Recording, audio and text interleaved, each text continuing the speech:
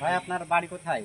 আমার বাড়ি বাগমারা। বাগমারা কোন জায়গায়? বাগমারা নর্দা সিংহ নর্দা সেই বাড়ি। তো আমারও তো গোবিন্দপাড়া উন্নয়ন পরিষদ গ্রাম তো আমরা তো একই হয়ে গেলাম ভাই। একই তো এই যে আমরা আসলে বাগমারার মানুষ, বাগমারার ভাষাই কথা বলি। হ্যাঁ, সেটাই তো একটু আপনি ভালো বলেন তো লাগে। আপনার বাড়ি পুকুরের নিচে হাঁস আছে, এটা কি বলবেন?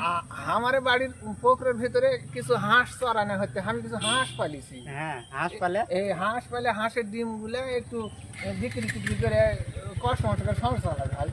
সাল পারলে এক না করে খাই। এই আর কি। ওই ক্যারে ভাই এই কথা বলে না আপনার নদাতে? হ্যাঁ কেরে বা কি করত রে, আমি এই কাম করছি এই সেই, তাই তো, এইগুলাই হলো আমার ভাষা ভাই। আমরা অত ভালো ভাষা জানি না। সেটাই আমি অনেকদিন আগে চলে আসছি তো অনেক কিছু ভুলে গেছি। ক্যারে ভাই আমার বাড়িতে খিচুড়ি সিদ্ধ রান্না হচ্ছে, আসিস খাতে, এই কথা হ্যাঁ, বলে অবশ্যই বলে। ও, অনেক সুন্দর তো এবং তাহলে।